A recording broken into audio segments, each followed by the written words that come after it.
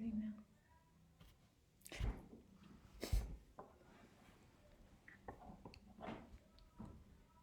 Put this right here. Thank you, honey. Do you have a power source recording?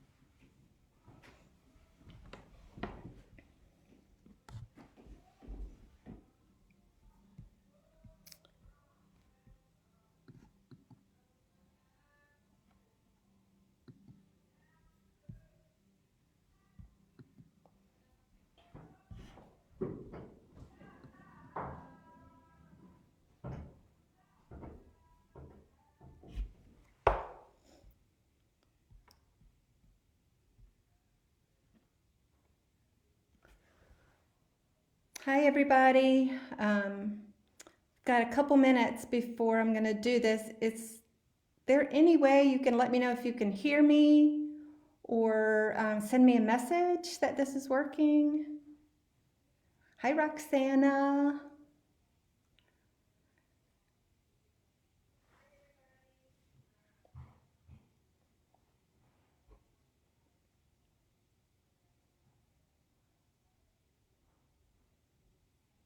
Yay, thank you. Hey, Mindy. Glad you're here. Hey, Jenny. Thank you. This is my very first Facebook Live event. As you all probably guessed, I did not know how to do this a couple hours ago, and I think I figured out it was my computer. I tried to blame it on Facebook, but I think it was my computer. So maybe I can get a new computer. That would be good. I've been wanting one. So I don't know how many of you tried to get on at 3 o'clock. I worked on it for about 20 minutes, and yeah, we are, aren't we, Lori? Technology is sometimes kicking us.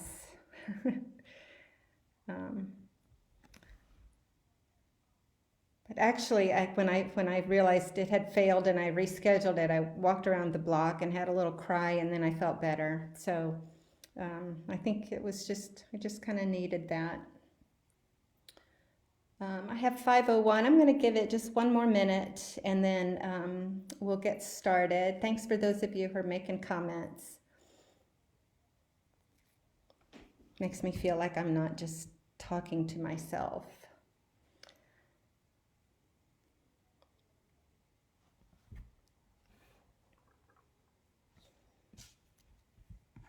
Did everybody have a good weekend?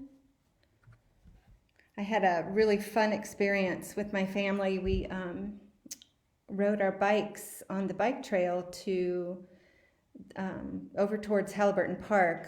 We didn't go in the park because we felt like there'd be too many people, but we passed by the Cameron Art Museum, and they had about 15 rubber ducks on the grounds of their campus.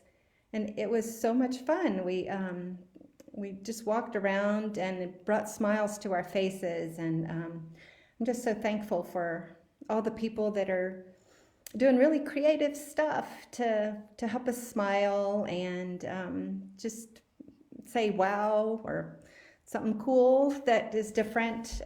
So thank you, everybody, for all you're doing.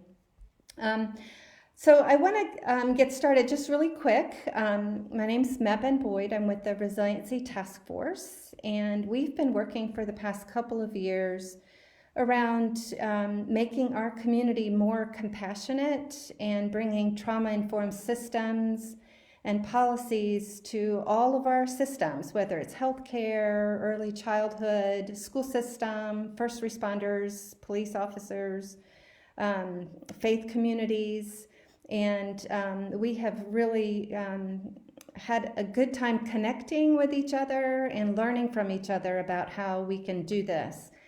And so you might be thinking, well, why are you then talking about homeschooling? And just wanted to address this because I'm seeing so much conversation online about homeschooling, and it's one more thing for parents who are already juggling so many things in addition to the stress that they have. And so I thought it would be helpful if we could talk about homeschooling and how to do it, and maybe we might even get some information from each other that helps us not have it be as stressful as it seems to feel.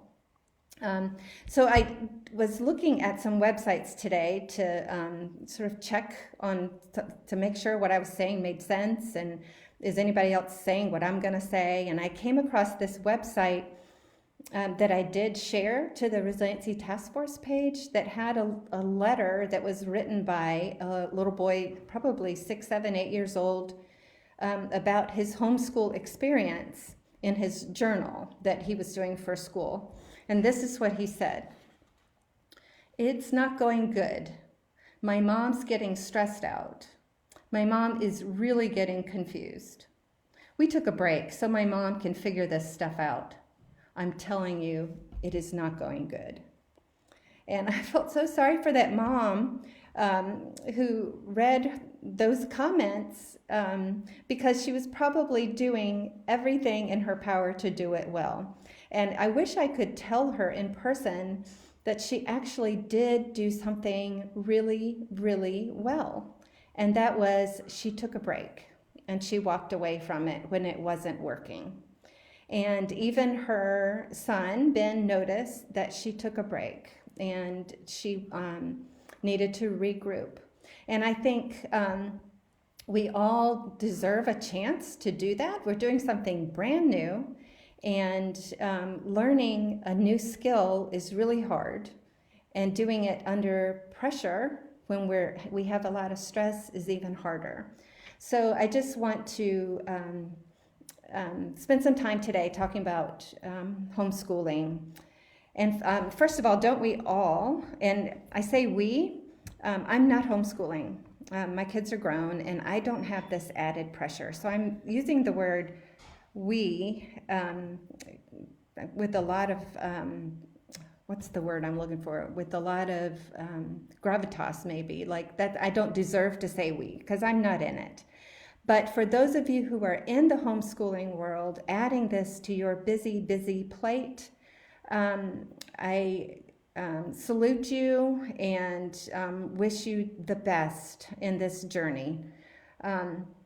It's a new normal, and we are already worried about family members who might be vulnerable. We're worried about our jobs. We're worried about getting sick. We're worried about getting our work done from home. We're worried about what's it going to be like when I go to the grocery store and there's no toilet paper, or I go to the grocery store and there are too many people in the aisle I want to go down. All of those things are adding stress to our lives.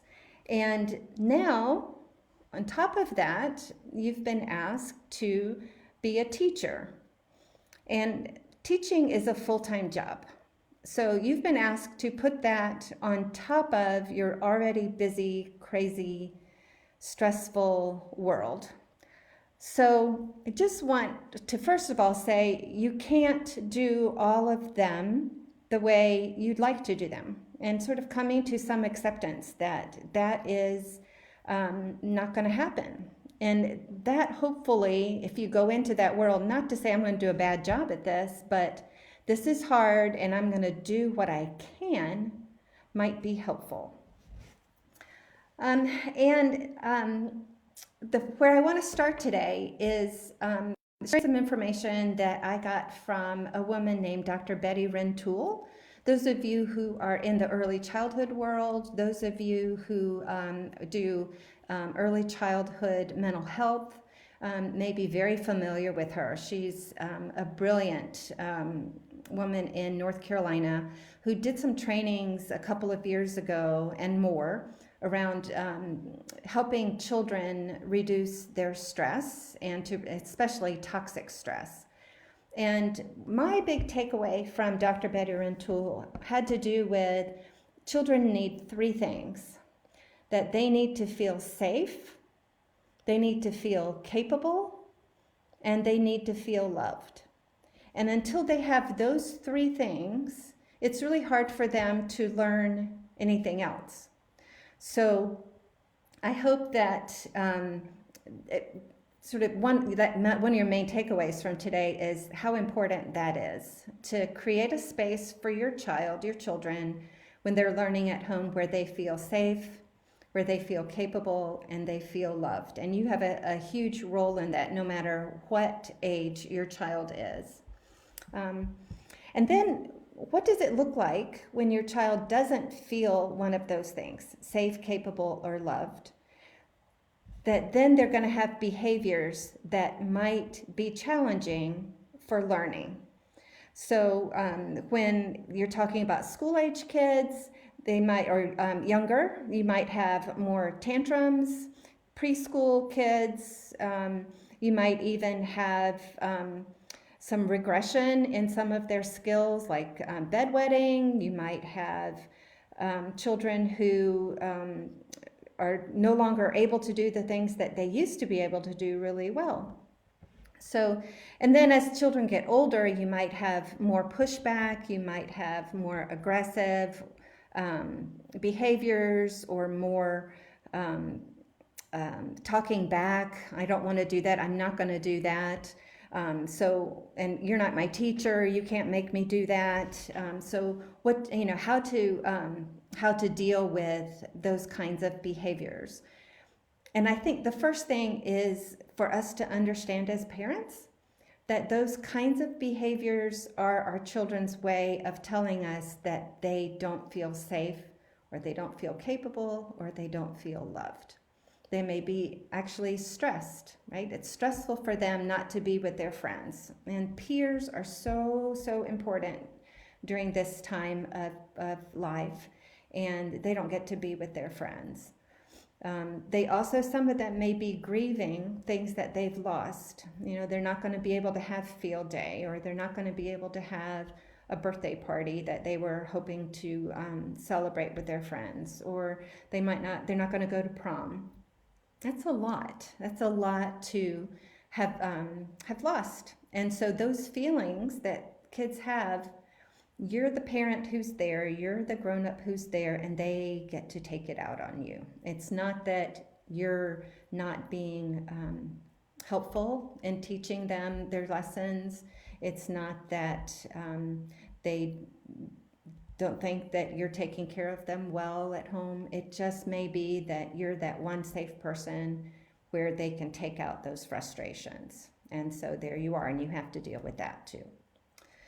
So what I'd like to talk about are just a few practical pointers, and if any of you have ideas or questions as I'm going along, please feel free to put them in the comment box. The first one is routine. You all probably already know this, that when children have a routine, they perform better. So, do you do a math exercise, and then you do something that's creative, an arts activity, or then you go for a walk, and then you come back and then you read? Or come up with, you have breakfast, and then academic activity, and then another break, fun time, do some puzzles, or play outside, and then come back in and do some more. But whatever your routine is, try to stick to the same routine on school days, so that there's comfort and safety in knowing that every day, every school day is going to look like this. And the more you do it, since we are in this situation for at least 4 more weeks, you do have a chance to establish routine. It will be worth it for you to figure out what that routine is.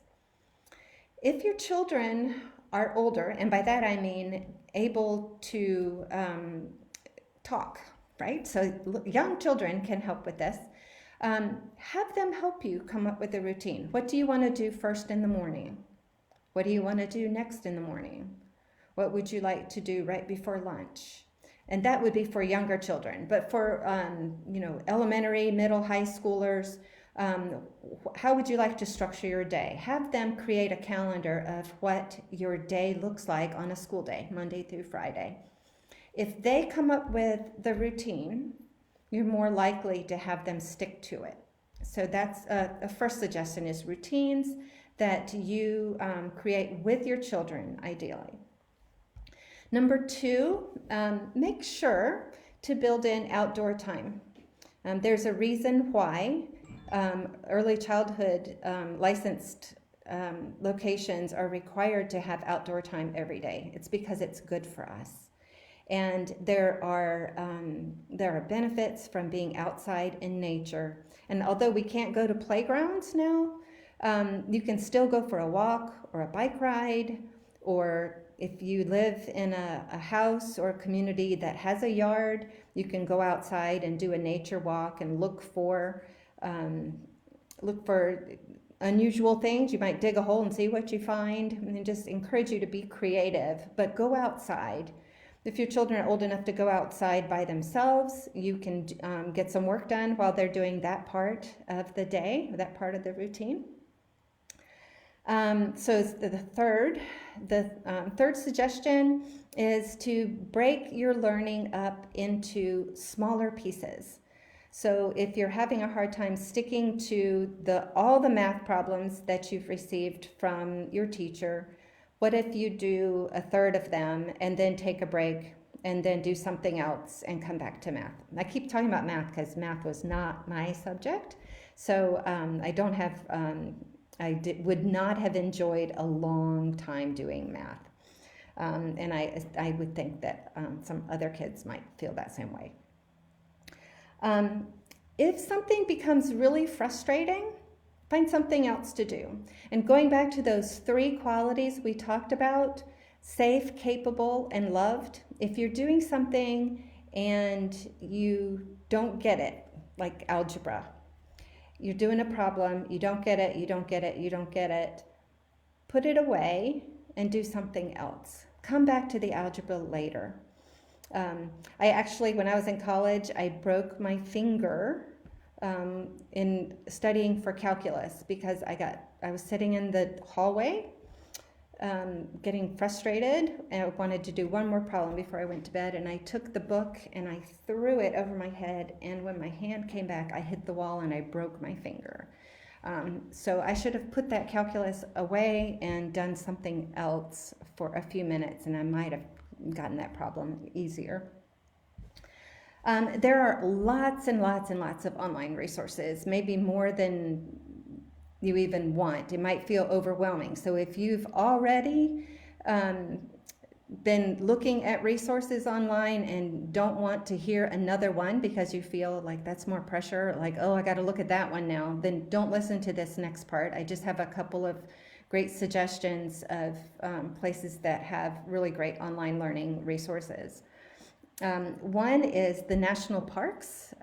They have some great science lessons that you can access for free. And the Smithsonian Museum also has some learning apps that you can download, and also you can explore yourself. There are the local Cameron Art Museum did some great learning online recently, and there's another online learning organization that teaches kids about science, and I'm drawing a blank on the name of that one right now, but I can put that up later today. Let's see.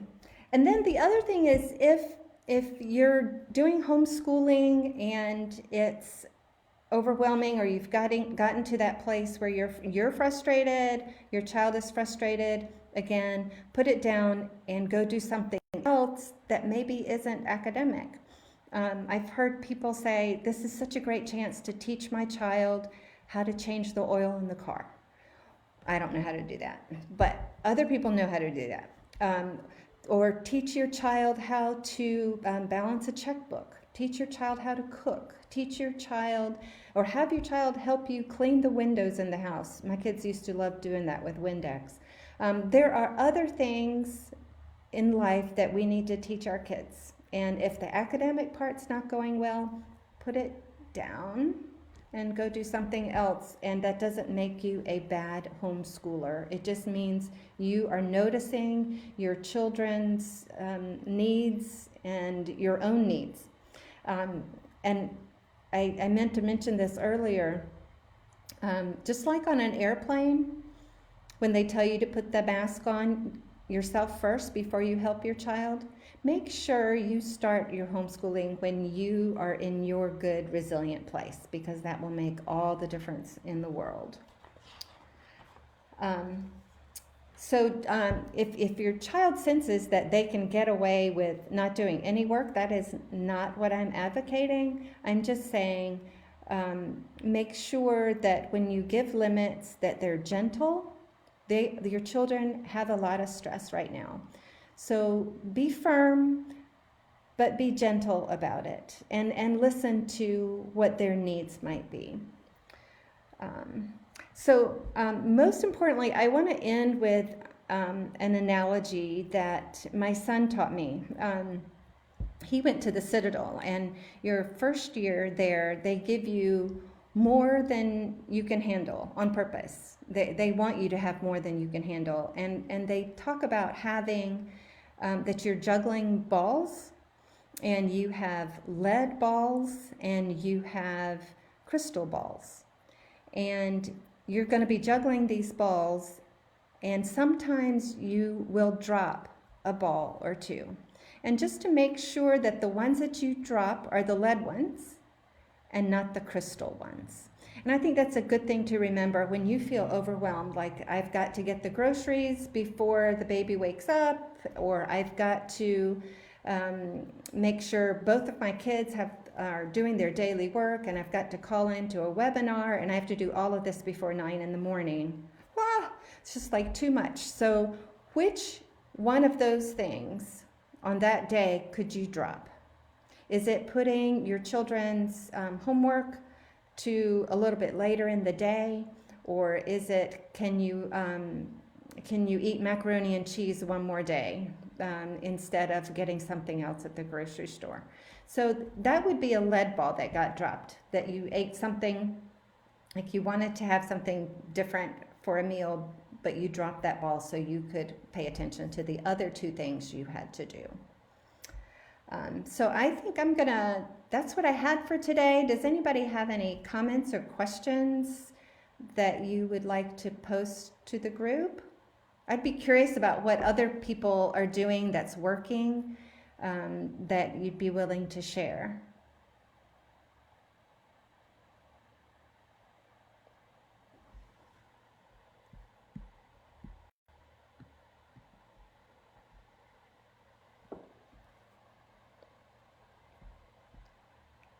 Oh, I have to scroll down. Here we go. My biggest issue is play. My 9-year-old doesn't have her friends to play with, and she's trying to play with us, parents, the same way she plays with her friends at school. We don't have the energy or time, and even when we do, it's just not the same for her. Oh, that's such a hard one. I always felt like playing or trying to make myself play the way a young child would play took so much energy. I could pretend for about 2 or 3 minutes, and I just had to walk away. It's just my brain wasn't made for pretending to be a baby or pretending to fly airplanes in the sky. I sympathize with you. I wonder if since you are a 2-parent family, if you could set aside time So maybe you could have, when you set your schedule, and who knows, this it's just an idea, a suggestion, that when you set your schedule to have morning playtime, so that during that time you are 100% with, I don't know if your 9-year-old's a daughter or son, but you're 100% with her, so that she really knows that she has your attention. And set aside 10-15 minutes where she really gets your 100% and it's not distracted. And then you can go back to some other things, and maybe your partner can do the same thing. But as I think if they know that they have your attention really strongly for, even if it's a limited period of time, that's helpful.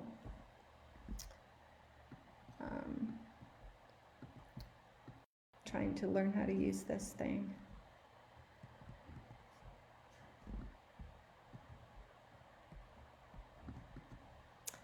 I'm a school counselor. Want to stress to parents to take care of yourselves. We have plenty of time for the schoolwork. We're all learning how to juggle all of this right now. That's so well said, Lori. I think the whole idea is we're being asked to do a lot. So just do what you can. And like that little boy who mentioned in the morning, or let me read that again, because some of you who got on late may not have seen this. This is from a little boy, Ben, talking about his homeschooling experience, who said, "It's not going good. My mom's getting stressed out. My mom is really getting confused. We took a break so my mom can figure this stuff out. I'm telling you, it's not going good." And that mom did exactly what she needed to do, which was to take a break. The last thing you want to do is to have this stress get in the way of the relationship between you and your children, that this is one more thing and everybody's struggling with this, and your child is not going to get way behind if you don't get to something that you feel like you should have gotten to. This is from Jenny. I think what is difficult for me is trying to make sure my teenager's doing her schoolwork, getting outside time, and following a routine while I'm working. She's incredibly resistant to having to do some schoolwork or follow a bit of a schedule. I would need to work less than 8 hours in order to support her learning better. Yeah, so hard choices. You know, can you work less than 8 hours? Maybe not. But maybe what I'd want to say is that resistance isn't about you, it's about this situation. And whatever you can do to help support her, maybe having her make some decisions about that scheduling, and you may have already done that. But I'd be curious to know if she were to make her schedule for the next day, where she would plug in her schoolwork and how much time she'd allot for that. It's hard stuff. Have I gotten to all the questions?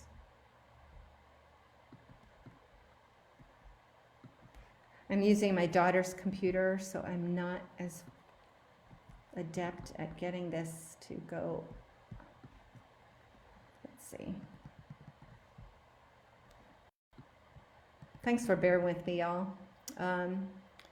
I keep seeing recommendations for total amount of schoolwork per day, elementary, blah, blah, blah, split up as you recommended. I didn't know this had gone out, so that's interesting to see. 1 to 2 hours for elementary, 2 to 3 for middle, 3 to 4 hours for high school. That seems about right. Okay, I think I've answered everybody's questions. Thank you so much. Let's see. This is the conversation we should be having. Yeah. Stay safe first. That's good. You know, yeah, that's our number one objective. And if we stay safe, then we've done our number one job. And so we want to stay emotionally safe and physically safe. I would just throw that in there. Okay, I think I'm going to wrap up. Thank you for joining me, and I appreciate those of you who were patient with us figuring out the technology, and hope to see you here again soon. We'll tape this and get this up on the Resiliency Task Force page. Right. Take care.